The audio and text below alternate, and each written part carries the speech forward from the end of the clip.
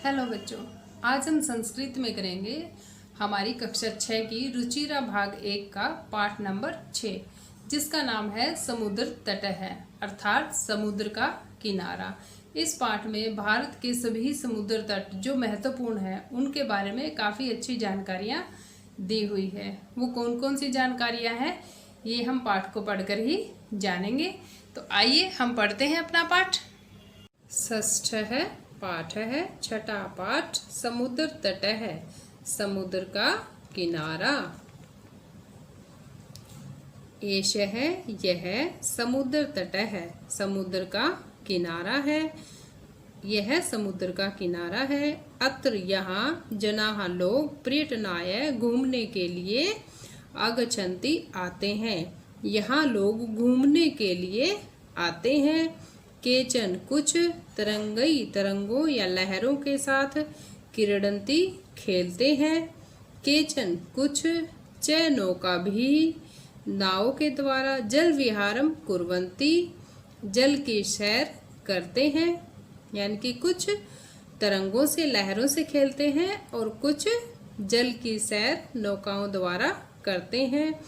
तेषु केचन और उनमें से कुछ कंदुकेन क्रीडन्ति, कंदुकेन मतलब बॉल के साथ या गेंद के साथ खेलते हैं, क्रीडन्ति खेलते हैं। बालिकाः बालकाः, बालिकाएं यानी कि लड़कियां और बालकाः लड़के। च बालुका भी, बालुका भी, बालुका यानी कि रेत से, बालुका गृहिम रेत का घर रचयन्ति बनाते हैं। लड़के और लड़कियां रेत से यानी कि बालू से बालू का घर बनाते हैं।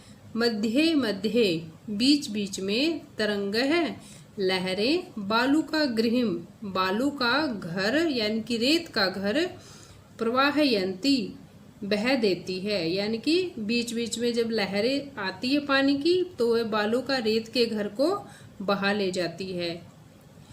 एषा क्रीड़ा, एषा क्रीड़ा यह खेल प्रचलति एव है, प्रचलन है या चलता ही रहता है, क्योंकि लहरें बार बार आती हैं और वापस जाती है, तो यह खेल चलता ही रहता है। समुद्र तटः न केवलम, समुद्र का किनारा न केवल पर्यटन स्थानानि घूमने की जगह है। अत्र यहाँ मत्स्य जीविन है, मछुआरे भी अपनी जीविका, अपि सब जीविका चालयन्ति अपनी जीविका चलाते हैं। यानी कि यह केवल घूमने की ही जगह नहीं है पर्यटनों के लिए, यहाँ मछुआरे भी अपनी जीविका जो है वो चलाते हैं। अस्माकं देशे, हमारे देश में बहवः समुद्र तटः बहुत सारे समुद्र तट सन्ति है, हमारे देश में बहुत सारे समुद्र तट हैं। एतेषु इनमें मुंबई, गोवा, कोच्चि, कन्याकुमारी, विशाखापत्तनम, पुरी तटः और पुरी तट अतीव प्रसिद्धः अस्ति, बहुत प्रसिद्ध हैं। यानी कि हमारे देश में बहुत से समुद्र तट है, लेकिन इनमें से मुंबई, गोवा, कोच्चि, कन्याकुमारी, विशाखापत्तनम और पुरी के तट जो है वो ज़्यादा प्रसिद्ध है। गोवा तट है, गोवा का तट विदेशी पर्यटकेभ्यः, विदेश से आने वाले पर्यटनों के लिए समधिकम रोचते, सबसे अधिक रुचिकर है या सबसे अधिक अच्छा लगता है। गोवा का तट विदेश से आने वाले पर्यटकों को ज़्यादा अच्छा लगता है।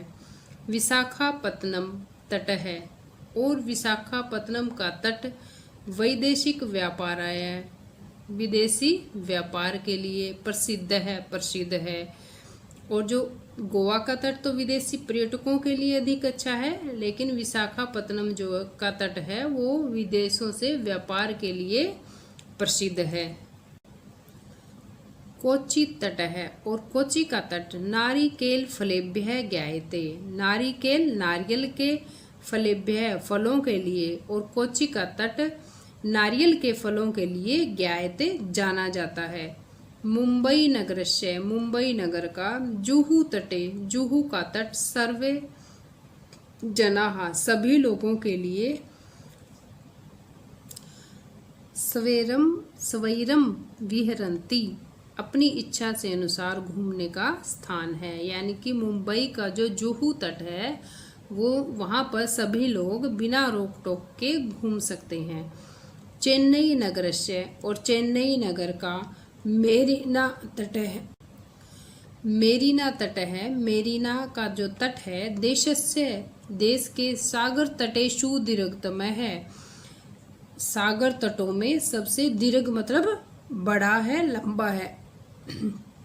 चेन्नई नगर का मेरीना तट देश के सागर तटों में सबसे लंबा है, दीर्घतम है, लंबा है। भारतस्य, भारत, तीसरीषु दिशासु तीनों दिशाओं से, समुद्र तटाः सन्ति भारत की तीनों दिशाओं में क्या है, समुद्र तट है।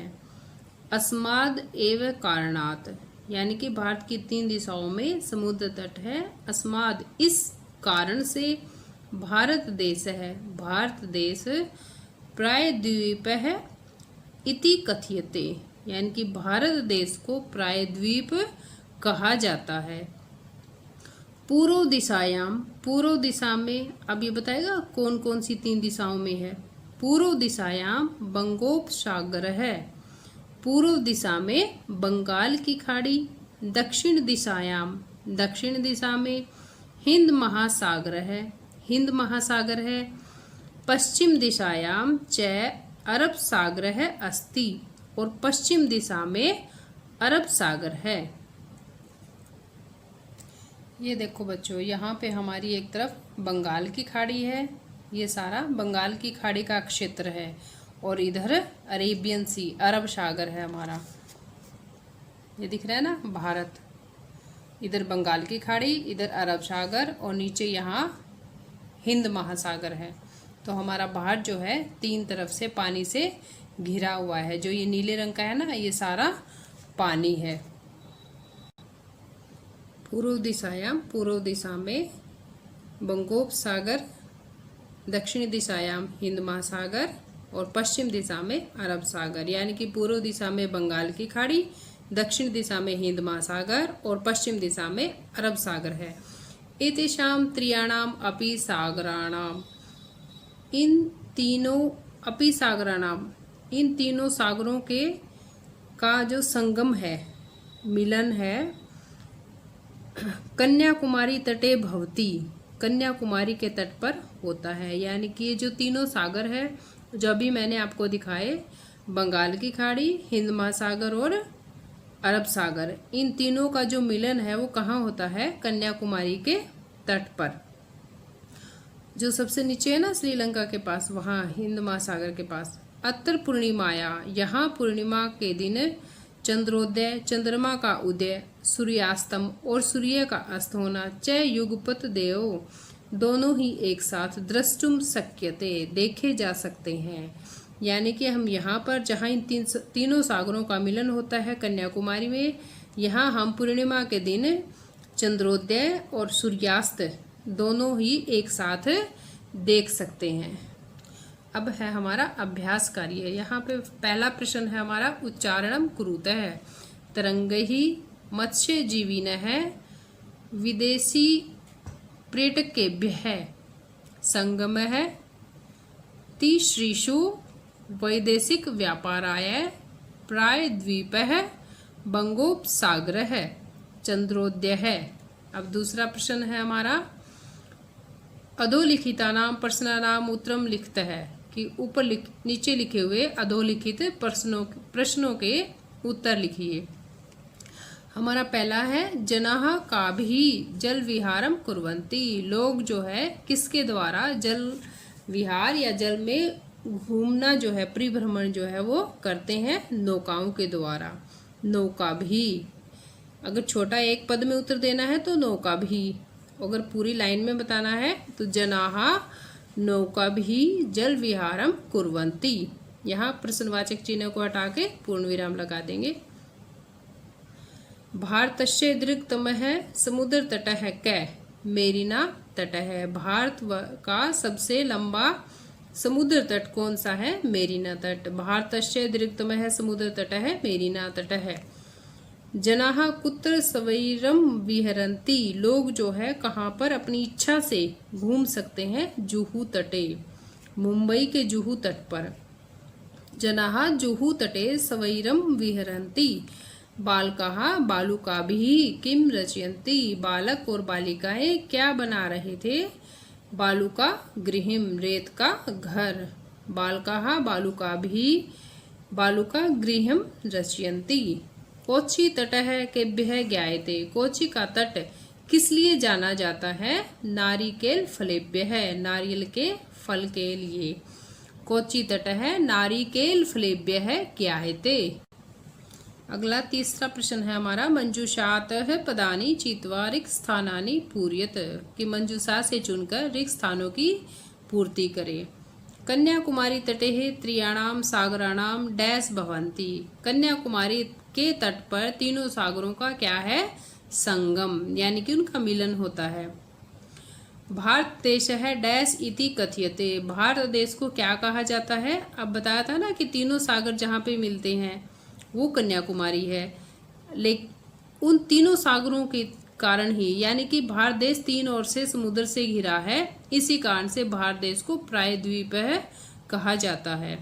जनाः समुद्र तटम डैश आगच्छन्ति लोग समुद्र तट पर यानी कि समुद्र के किनारे पर किस लिए आते हैं?